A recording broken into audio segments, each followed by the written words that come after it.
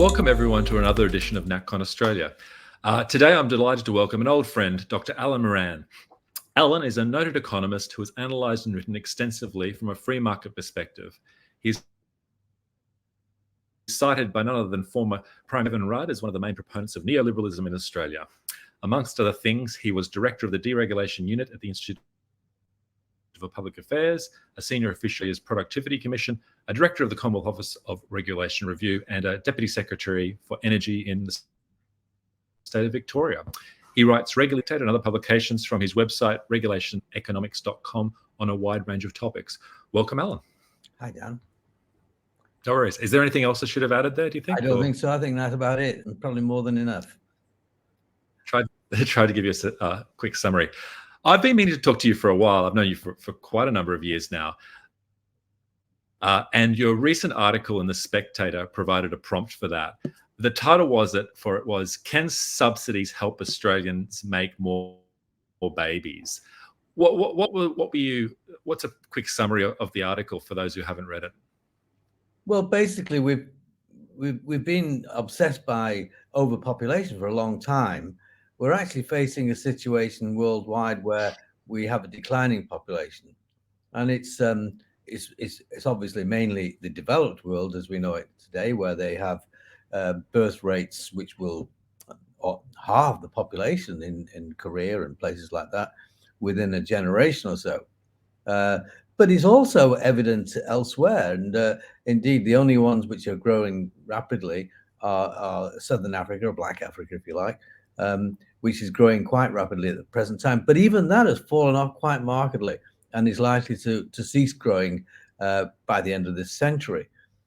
So we have a situation where suddenly, instead of facing burgeoning growth in populations with some of the difficulties that entails, we're now facing the opposite, declining populations. And we've never really seen this in the world before. We've never seen it.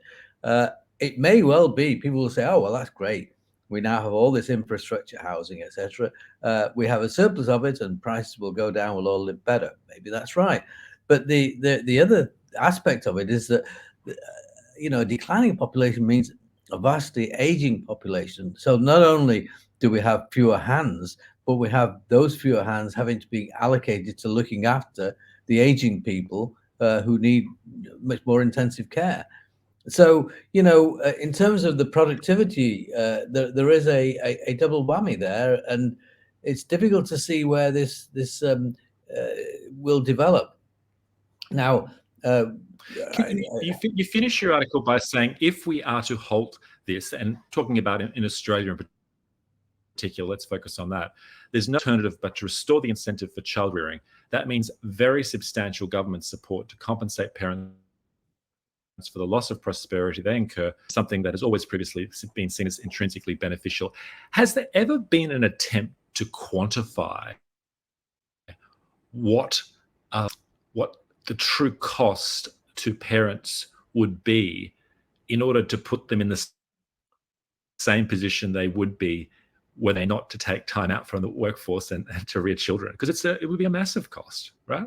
It is, and in the past that cost, and we can come to quantifying it in the future, but in the past that cost was compensated by the fact, well, the children started working, being productive by the age of 7 or 8, and fully productive before they hit the teens.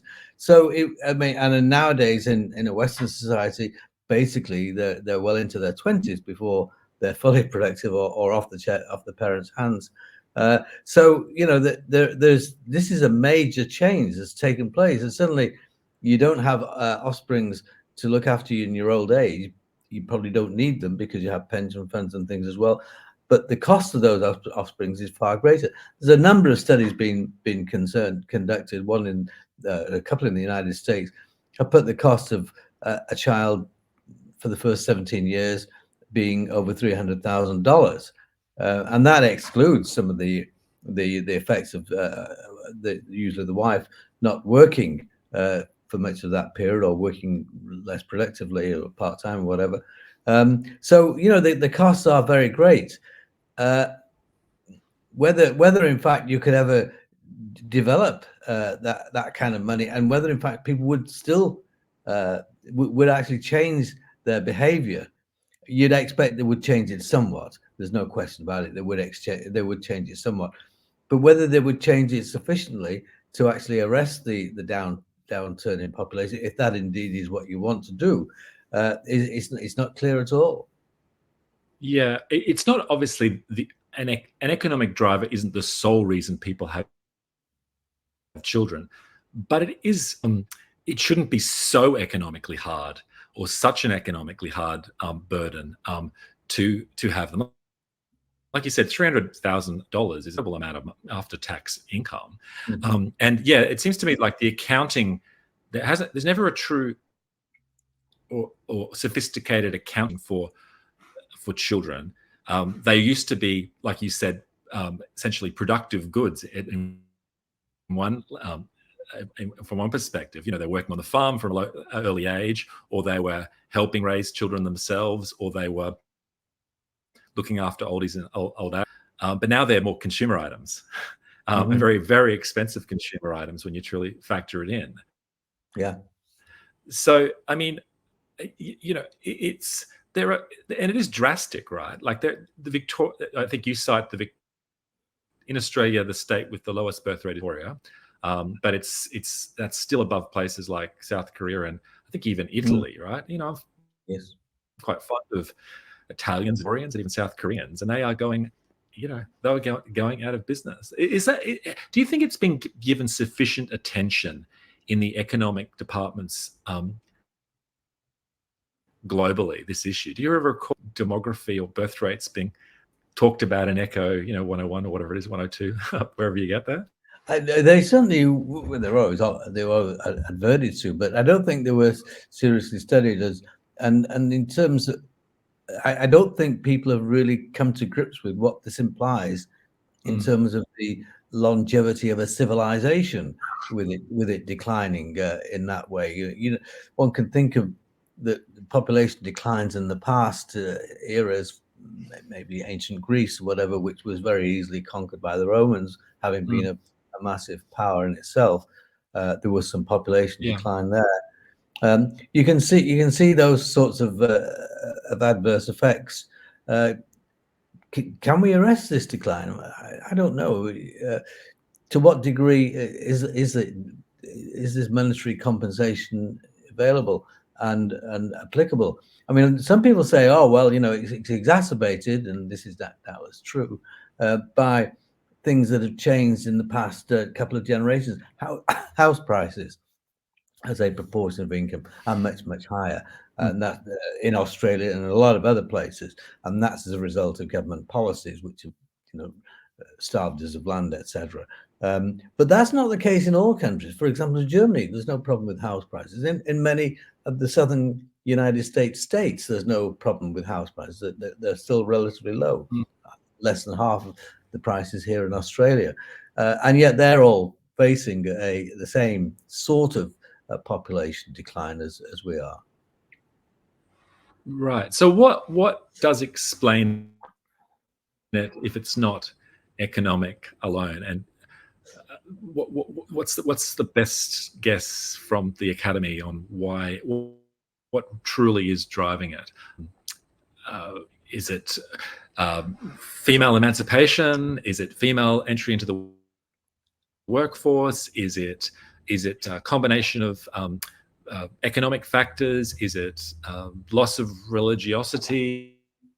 Is it what's your best explanation for why we've seen this globally, almost without exception? I mean, people point to, I think, places like Armenia and parts of Israel, not even all of Israel, which have high replacement birth rates, but it's and then obviously like Southern Africa, but even Iran is yet that you assume were teeming with people simply are not anymore, or not replaced themselves at the same level. Yeah.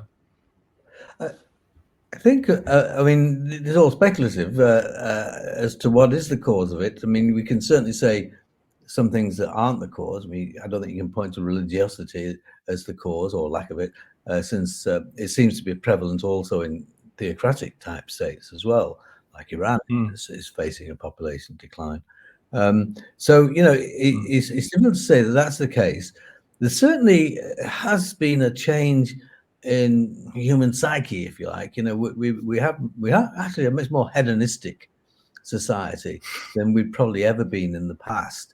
And you know, we see having children as a sacrifice. I mean, whether that is simply because the children don't bring any economic goods or very few economic goods that they used to bring in the past. Therefore, the benefit of children is, you know, psychic benefit rather than economic benefit now, which detracts from it. We can point to a lot of possible reasons, but it does seem that no matter where we look, we see the same trends globally, sometimes somewhat slower, in Southern Africa, for example, and some of the Islamic states as well. But nonetheless, the same trend is operating almost universally. So, you know, you've got to ask: is there something that we as humans have changed in the last 100 years or more? This is not a totally new phenomenon. The actual lowering of birth rates, indeed, one of the reasons behind the Franco-Prussian War and was that Germany was increasing its population quite rapidly, and France even then was slowing down. So there were fears from the French being overrun by Germans. So, you know, that slowdown in population growth is more than 100 years old. It has become much more significant in the past 30 years. But I mean, and one of the technological explanations for that is obviously the contraception technologies have become much more effective than they were in the, you know, they've always existed, no doubt in France and elsewhere, but become much more efficient than they once were, and they've been available globally, right? So I mean, that's an obvious explanation for why people now have fewer children. They've had greater control over that. Yeah, it is, but I can't see that as a major one. As you say, people always know how to stop having babies, and you know, contraception has been in place forever, almost, or you know, for thousands of years anyway. You know, I just don't see that that's a major element. It certainly might add to it. Makes it easier to control, for individuals to control their own birth rates, etc. But it doesn't seem to me to be as much of a major factor. There are other underlying factors which that maybe facilitates, but the underlying factors are still there. Yeah. So how does the story end? I mean, we face an odd situation at the moment because we've got these dramatically declining birth rates globally, but at the same time, at least in the Western world, we have these legitimate concerns about mass immigration. So, and the two are related, I guess, because the people, you know, the argument is in the West we need mass immigration in order to make up for our declining birth rate. But where do you stand? I mean, on immigration, are you a proponent of big Australia? Well, I think critical of that, or we as a nation we have to decide that. I mean, basically, almost everybody would like to see more Danes and Norwegians and perhaps Japanese and perhaps Koreans in Australia, but we do fear, I guess, Islamic people and some people from Southern Africa who basically aren't as infused with civilization or with the mores that we think of civilization as we are. So, you know, or at least there's a lot of transactional costs to get someone from yeah, a more different culture to ours is it's not impossible, but it just takes a lot longer typically. Exactly. But I mean that's a side issue. I mean the big issue is that, you know, we're all declining or we soon will be all declining in terms of population. We can't actually put that off by importing people. but that you know, as you infer, there's actually a bit of a suspicion about importing people that quite quote the wrong sorts of people, who wouldn't assimilate as well as we wish in our society. So but even the sheer weight of numbers, Alan, like just in terms of, even if they are all Danes, if you imported 1 million Danes a year, that would be or over 2 years, like we have in Australia. If, you know, change the culture and change the put stress on housing and all the rest of it. Now, you know, I'm sure the Danes would be, they wouldn't pose the same challenge to social cohesion, but we'd probably get a bit more Danish, right? Yeah, I mean, we would, and but again, the answer is there probably isn't a great deal of scope for increasing the numbers of people. Certainly, say South Korea or Japanese or Danes or any Europeans for that matter, simply because all countries virtually are declining in numbers. So there isn't as much scope. Bringing importing people does actually put pressure on houses and things, but I mean, that it's very easy to overstate that pressure. You know, that, for example, a state like Texas has seen a massive increase in population from one reason or another, and yet has very low house prices because they simply say, well, if you want to build a house, build a house. I mean, the reason why they have low house prices, also, we mentioned Germany before, is because it's a constitutional provision in Germany that you own land, you can build a house on it. You know, there are obviously some restrictions, but basically you have a right to build. Whereas in Australia and in many other places, you don't have any right to do anything unless the government says you grant you that right. So the cost of housing is an important feature. But again, even though we ought to do something about that, per se, I don't see that as being a key instrument in terms of the declines we're seeing, simply because we're seeing those same declines where housing prices are low. In fact, I think there's something recently coming out in Germany that the German families have more dogs than children now, apparently. Well, I think there's more money spent on pets in Australia and the United States than there is on children. I think that's sort of a fairly universal phenomenon. And at one level, it's, you know, you can understand it because older people have pets when their children are, you know, hopefully self-sufficient. But still, it's sort of, I don't know whether that was the case in the 1960s or no, I don't think it was. Different era, unique phenomenon. Do you think, like, you know, we obsess every quarter about the GDP level, and whether we miss it or not, and if we get 2 quarters in a row, it's a recession, and there's political blame spread around. But we don't. There isn't the same kind of red light flashing or political sensitivity to the annual birth rate in Australia, right? There's concern, furrowed brow kind of concern, but there isn't like finger pointing and Jim Chalmers, we need to do something about this to, I mean, is it because the Treasury is simply not, doesn't think of it as at the same type of importance as the GDP numbers? Well, I think actually it probably doesn't, but I think the GDP is much more volatile, goes up and down, and is much more attributable to poor government policies than the birth rate, which is inexorably declining. I mean, it might blip a little bit on the downward trend, but it's inexorably declining. Whereas GDP actually, as you say, actually goes into a decline and then an increase. And longer term, we can see, you know, Australia's GDP has increased, but not by all that much, or not that rapidly. Indeed, GDP per capita has, I think, declined for the last 2 or 3 years. So, you know, we are becoming poorer there, and so you can point the finger at saying, well, we're becoming poorer. What are you going to do about it? To the government and to the opposition, and they all have great ideas, but none of them seem to work. It just seems to me like you've worked in, you know, economics, you know, close to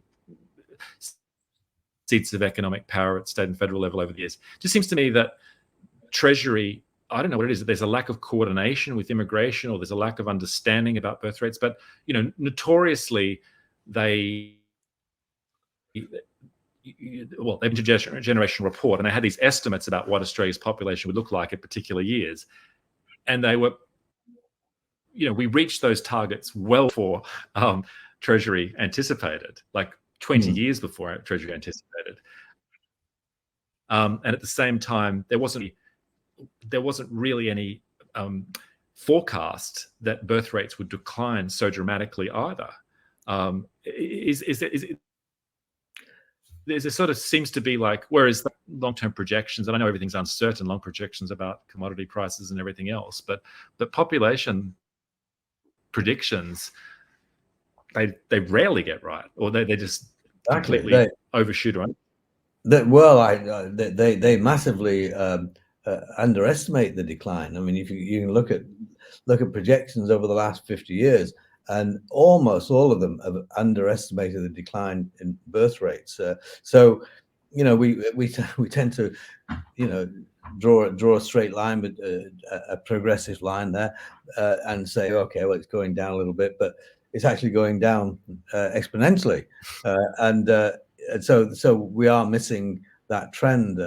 I mean, and you're right that the Treasury and the economic lever pullers don't focus very heavily upon this. And even the intergenerational report is kind of a bit of a joke. I don't really know that it's massively influential in policy in the Treasury or the government generally.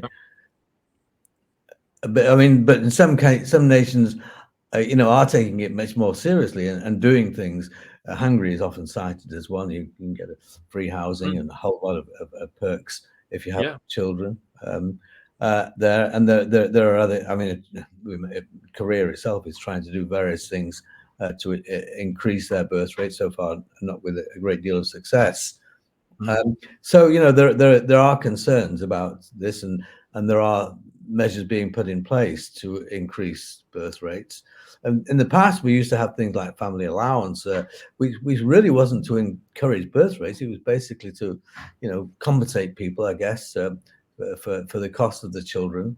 But now, I think the more recent ones being discussed in various European countries are actually to jump up as the birth rate into the magical 2.1 children per female, which it gives us a stable population.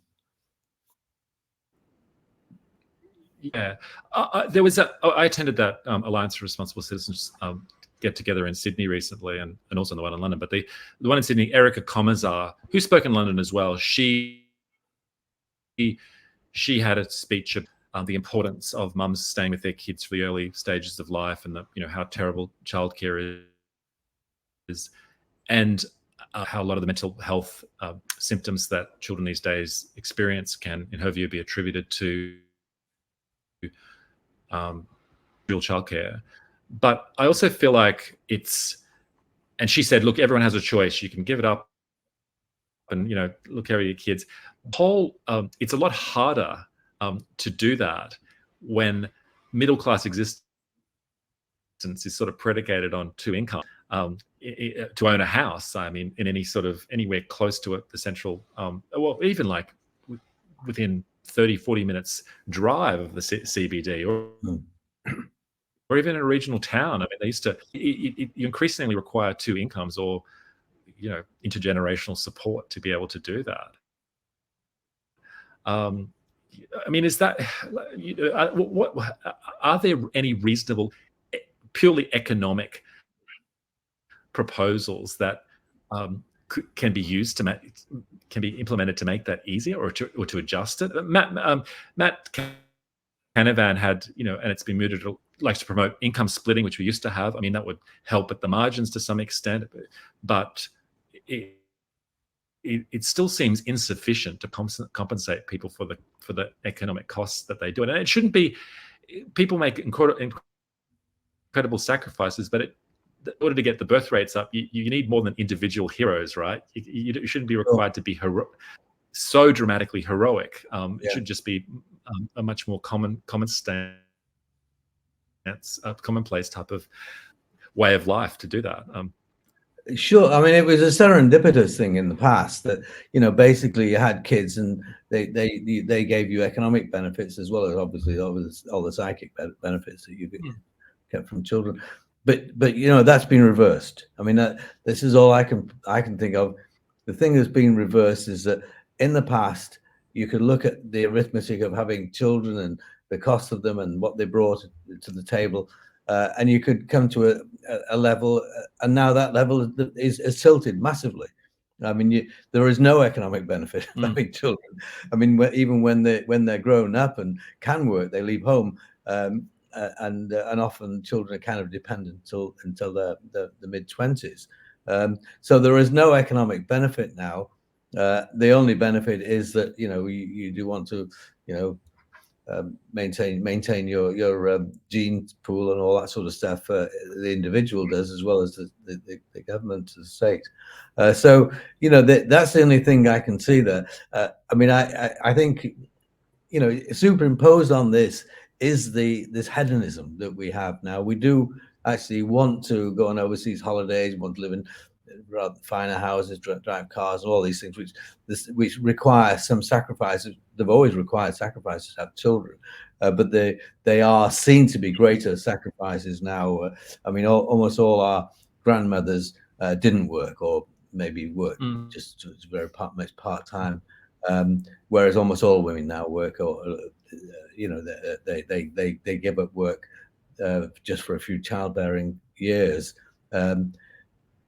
In spite of the fact that we are immensely richer now than we were 50, certainly 100 years ago. We are immensely richer, but we actually aspire to be even richer, which means that the cost of bringing up children is seen to us to be much more onerous. Do you think there are circumstances where incentives alone will be as insufficient? Because it truly is drastic. It is a civilizational collapse in many ways. In places like, you know, Italy, South Korea, you know, there won't be any sort of real numbers of Italians and South Koreans in 50, 100 years time, right? It's very hard to demographic dive too once you fall beneath replacement level. And do you think at some point the sort of civilizational antibodies kick in and people say, okay, we really need to save ourselves. We are going to implement measures which would be considered today incredibly authoritarian, but ban women from work, or ban all contraceptions. You know, I mean, which they used to be. It wasn't that long ago when the contraceptive pill was illegal. Or I don't know, introduce some of the measures which was liberating measures, like not allowing women to continue on in the public service if they got married, which I can't see. That was I can't see them ever being. I mean, I certainly wouldn't find them palatable, but I can't see them being acceptable to do anything like that in the future. I mean, even the contraceptive ban was never really a ban to actually increase population. It was a religious sort of ban, and I really can't see the sort of drastic things, all of which basically are very anti-feminine, I guess. And women nowadays have got a lot more political power. I can recognize that. I recognize them as being completely seen as completely drastic, and I'm not kind of notionally in favor of them. I just see them as potentially like I think desperate times call for desperate measures, right? And you have got increased birth rates are. So what's the realistic, appropriate, commensurate response to that? Drastic situation. I don't see the kind of stick solution that you're suggesting or posing as being possible. I think the only one is the carrot, and basically, if a society decides that we need to actually self-generate much more effectively, we've got to figure out what sort of price there is. And if in fact at no price, I don't know what happens then. If in fact you said, okay, it's $300,000 to bring up a child, we give everyone $500,000 to do so, and they still don't, then then I don't know what we do, because basically, mankind has taken a collective decision unconsciously to actually fall into a unstoppable decline in terms of the numbers on the earth. There have been some positive results from what I've seen through what Hungary has. They haven't quite pulled it out of a dip, but it seems to be they have.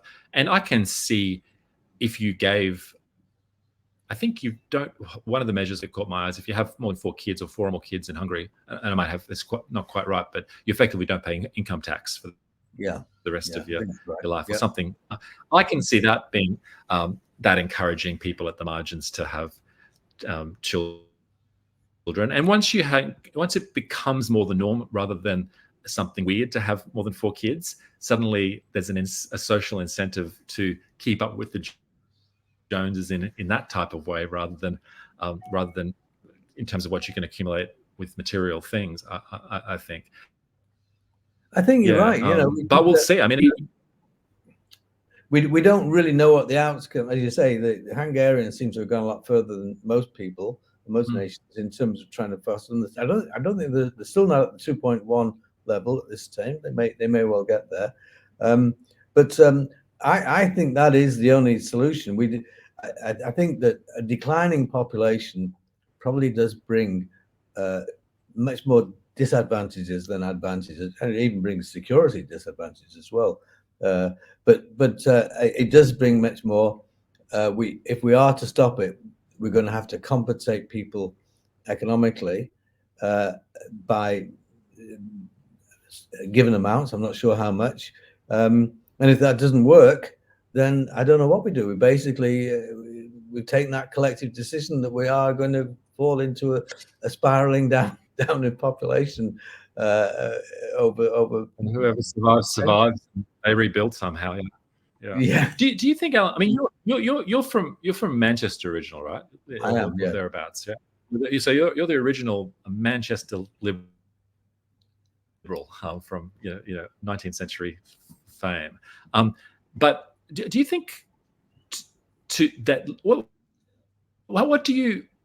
how do you feel about the term liberalism these days? What do you, are you as happy with it as you once were? Do you think the focus on in maximizing individual freedom above all, or using that as the basis for determining whether a social policy is good or bad, is still the standard that should be applied? Or do you have a definition of liberalism which doesn't see public policy in those terms? No, I think the former, basically, once we may have to deviate from that to some degree for practical reasons occasionally, but really the maximum freedom for the individual, compatible with whatever the law is, the common law, etc., I think is the basis of a happy and in the past prosperous civilization. And I don't think we shouldn't jettison that by applying some sort of centralized control over what people do.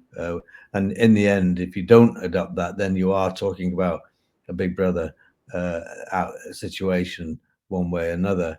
And that doesn't ever seem to have worked very well, and often has led to tyranny. But has never really worked as well as individualistic freedoms. Yeah, but there's a difference. I always find sometimes people posit that any restrictions on people's liberty inevitably leads to 1904 style totalitarianism, and I think that was Hayek's kind of line on the road to serfdom. But when you go back in history, in very free societies, albeit not democracies in many cases, but you certainly weren't taxed as highly as you are now. They had rules on things like not working on the Sabbath, or restrictions on what you could access. Certainly wasn't as liberal in terms of, I don't know, all the social ills, gambling and pornography and all sorts of other things. They still had a very free society in a sense. And I just wonder whether, similarly, going back to the birth rates, if there's no, if the focus is purely on individuals and what they should be able to do without any restrictions, social or otherwise, then people will sort of, I guess it's shown people will not want to commit themselves to do that. The hard work and the drudgery and the sort of uncertain reward that child rearing involves. So shouldn't society laws be focused on more, at least less focused on freedom for freedom's sake, and more on ensuring that the character of society is maintained and the traditions of the society are passed on, and the population kind of continues on as well? I mean, to me, that's the sort of reflection I've had of the last sort of 10 plus years, is that, okay, liberalism can be quite a dangerous philosophy if it's not checked by more traditional and long-standing restrictions on human freedom as well. What do you think about that? Well, I mean, I see where you're coming from. Then I have a certain sympathy for it. Essentially, liberty was always associated with a moral code, which is religious, I suppose, which actually puts constraints on how acceptable people exercise their own liberties, and we've got to have that. We do have to have constraints in a way which needn't be religious, but there are constraints that essentially is that do no harm sort of things, that you basically shouldn't harm your fellow human being in any way, and that constrains the way you act. And we have a system of laws and what we mean by harm, because obviously you kind of harm everybody when you're in competition with them, but there are limits as to how that competition takes place. I think it may well be that if you had the sort of puritanical or the deeply religious societies in the past, that they did encourage thrift and various things which actually had a positive economic effect.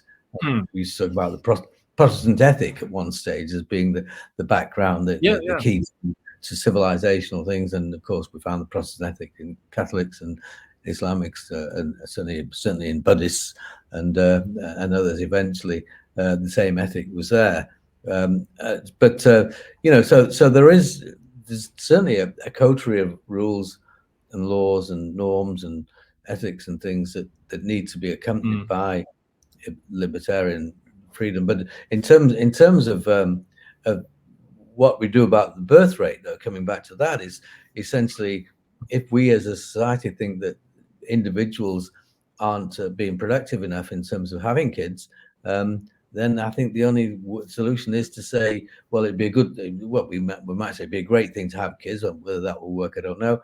But we do know economic incentives work after a fashion, and we do know that if you can reduce the impost of the individual faces for bringing up children, then they're likely to have more. Yeah, worth a shot. We haven't really put our foot to the floor on all the incentives that could be used to make child rearing more economically, not so much of an economic burden. Given we're only a couple of days away from the US election, what do you think about? I think you're generally supportive of Donald Trump, but what do you think of his trade policies, Alan? Because they are very different to the ones that Australia adopted and continues to adopt. They are, and they're very, very different from the ones America has adopted in the past as well. It's I think America can actually do more protectionist things than other countries can without it creating as much damage, simply because it's a big place. There's a lot of people there. There's a lot of competition within the US anyway. It's almost like the EU. I mean, they can put tariff walls up, which they have done for various aspects of production, without sacrificing a great deal because it's a big place. That's probably not an option very easily open to us in Australia, and I think there's very serious adverse implications anywhere when you do that. It's a different matter saying, well, how come we're not producing more microchips and whatever that we should be producing here, and then coming down and saying, well, perhaps it's the question of incentives. We've got inflation here is high, or the energy prices are certainly an issue in Australia. Energy prices are excessive, and that's reducing our competitiveness in terms of certain aspects of manufacturing. We ought to do something about that. But we can only reflect what the situation was when we had protectionism, which isn't all that long ago, in the 1960s, etc., where car prices here, we built the cars here, but they weren't all that good, and they were twice the price, and the same sort of thing with clothing and textiles, etc. But isn't there sort of, while you get cheaper clothes and everything else, you do lose your manufacturing base, and isn't that a sort of a liability, sort of an unrealized liability, which builds up? Because if you at a later stage need to get socks and make them yourselves because China is no longer providing them, then suddenly enormous amount of cost is required reboot. There's a bit of a parallel with the birth rate stuff in the sense that it's cheaper and more prosperous not to have kids, but the cost of not having them ultimately catches up with you. Yeah, I mean, and so sorry, it seems to me not so much an issue with socks, but with the sort of high tech things, and in the US they have managed to actually stay ahead of the race in terms of SpaceX and all that sort of stuff, and microchips.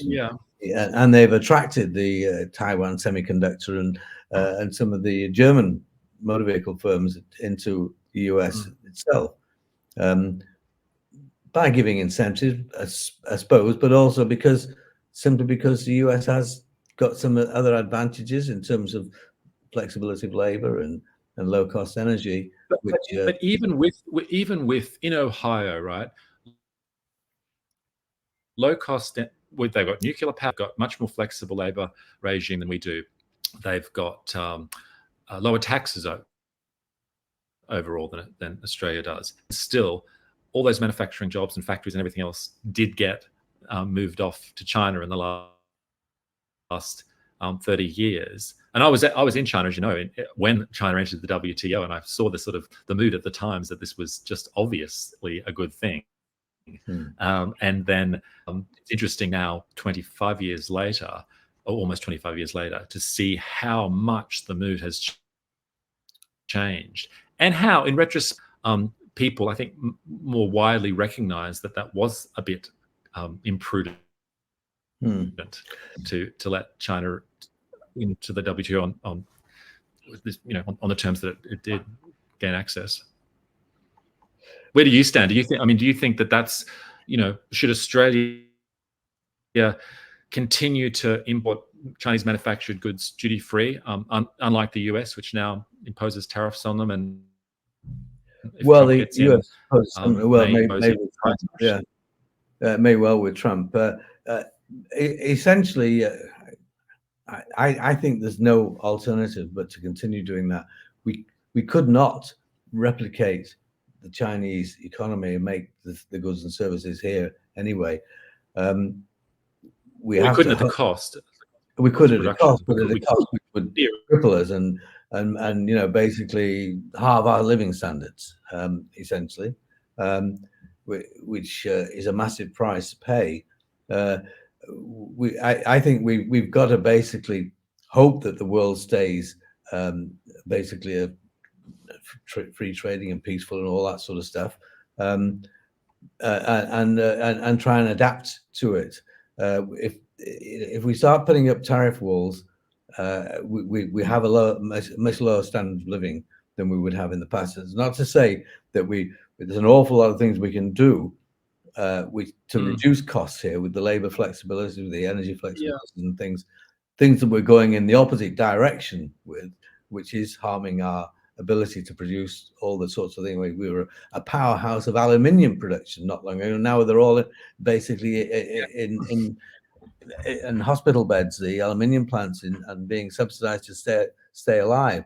That's because we've harmed ourselves by regulations on energy, not only energy, but generally regulations in terms of development. We've got a natural advantage of a lot of space and a lot of mining and a lot of low-cost energy, etc. And I think that the way we maximize our wealth is by, maintaining an open economy and exporting and importing. But how is what you're saying different from the late 19th century Manchester liberals who said Britain should continue to be engaged in unilateral free trade with the world? It doesn't matter that Germany, Willemite Germany, has a protective market and it's building up its industries dramatically. And it doesn't Americans have a protective market and they're building up their industry dramatically. We are the British Empire and we're unassailable, and we have the correct solution. Isn't it important to sort of adjust? I sometimes feel like people use the label protectionism when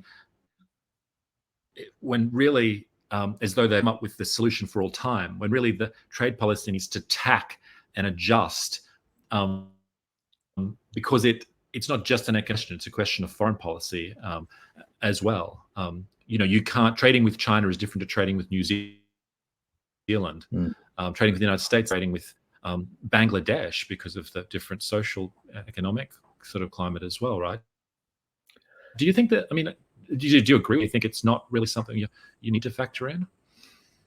Well, it gets very difficult if you do try and factor it in. Basically, if we deny ourselves the abilities to buy cheap goods from China, we are then increasing our costs, reducing our living standards. There will be situations where you say, well, that's something we're going to pay for because for strategic reasons or defense reasons or whatever, we opt for it. But I think as a whole, to do that is to actually do things which will harm us more than others. You mentioned the Willemite Germany and tariffs there. Did they improve Germany's ability to grow rapidly? I don't know. We're not. The US had tariffs, and some of them were very high tariffs, but less so in the sort of 1800s than in the 1930s.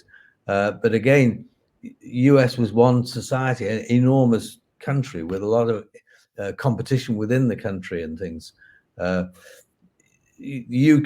and no income tax, Alan. The whole country had that's right. And tax.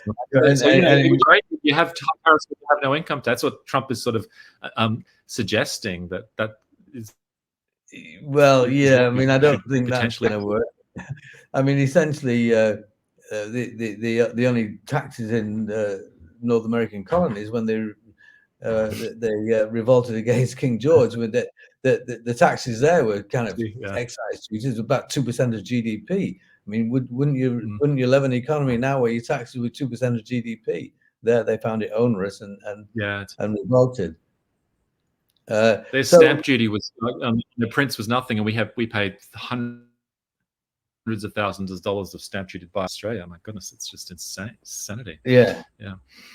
So I think in terms of, we'd have to totally rearrange the welfare state. The welfare state takes 20-25% of GDP at the present time.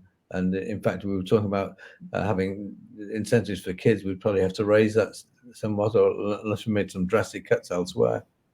So, the modern sort of Trumpian thing has opened a dialogue and a debate, and is being cautiously followed generally by people. The sort of free trade at any cost situation is no longer as voguish as it was 20 years ago. Whether in fact we are going in I think if we're not careful, we're going in the wrong direction. I think this is one of the few things in which I disagree with Trump, because he does seem to think he can raise money through the tariffs, and that is going to. I don't think he's seriously saying he could replace income tax, but he's speculating on that we could raise money through tariffs. Wouldn't that be a great idea? I don't think you can. I don't think you can. Well, it's. I've gone right into this for years, but it's like he's saying it's not. There used to be a debate in the 19th century United States whether tariffs should be revenue tariffs or protective tariffs, and he's saying the protective tariffs, but they also raise some revenue as well, which is a nice thing to have, but not purely based on the revenue that they raise. So, it's as old as Alexander Hamilton, and who was focused on tariffs for creating an industrial, society in the United States. And it's certainly, they have got a bigger market. I kind of think that we need to put our heads on a bit more in Australia and think that, we've moved on. It's no longer the Hawke, Keating, Howard sort of era. That was a long time ago. We need to think about trade policy more strategically rather than simply as a question of economics. And people who say, like you, I've heard it before, but the United States is big enough. It can do anything. It can afford to do those types of things. But we could, with our trade policy, become a lot more closely with the United States so that we're effectively, like the EU, closer, more part of their market. And then we're part of that bigger market, even with the distance. And at the same time, shut off some of the Chinese manufactured goods that come in. These things, that there are costs and trade-offs to all of this, I accept. But in so many areas, I feel like the policy framework that we adopted from the 80s, while it was good and necessary at its time, requires a certain reassessment now, because like birth rates, like housing policy, like mass immigration, like the fact that we've completely industrialized more or less, some of these things are no longer the benefits that we might have had at the time. Came with unrealized costs, and there needs to be a sort of recalibration overall to sort of better balance things. How that's done it doesn't lend itself towards sort of easy axiomatic type of solutions, but it does require some from new thinking, and that's I think that's part of it. But I was generally interested to hear your views on it all, because it's no one can deny there are some major problems across the Western world at the moment, and if it requires a Trump-style figure to shake things up a bit, then maybe that's the sort of shake-up we kind of need, right?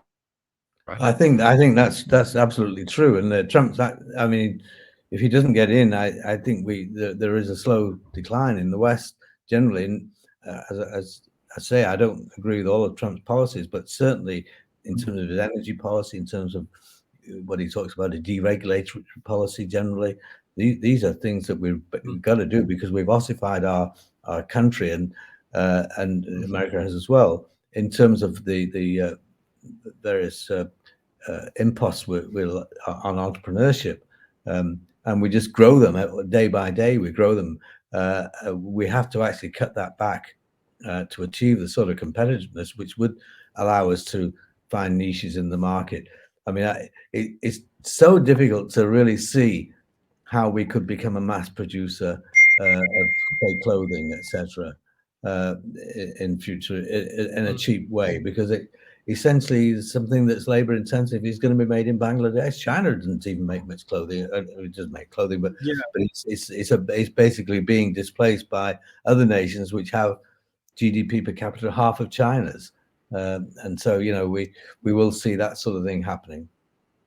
Yeah, look, nothing's impossible. We did produce stuff ourselves in the past, albeit at a high cost.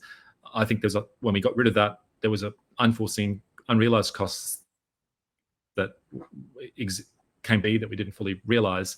With robotics and high tech and everything else, socks, how hard are they? Do they really require intensive, low-cost third world labor to build. I don't know. I mean, it's not impossible that that could be done here under the right circumstances, but yeah, a lot of things would need to change. Hey, I'm conscious I've kept you for an hour. Great to catch up. If people want to find out more about your work and what you're focused on at the moment, what's the best way? Well, most of my to seek you out? Most of my stuff I do publish a lot in, as you know, the Spectator, as you do. But most of the stuff I write in one way or another is on my website, which is regulationeconomics.com, all one word. And almost everything I do is published on there, some of it going back 20 or 30 years. But certainly that's basically where I am at where everything I've written is up there to be accessed. And I invite people to go and check it out, because there's a wealth of material there, including books and other things on all sorts of topics, not least of which is climate change policy and energy policy, which we didn't even touch on today, but all very important to well, our future prosperity and the like. Thanks again, Alan Moran, and look forward to catching up with you. Thanks, Dan. In due course. I'm very pleased to be on your program. Thanks. Bye.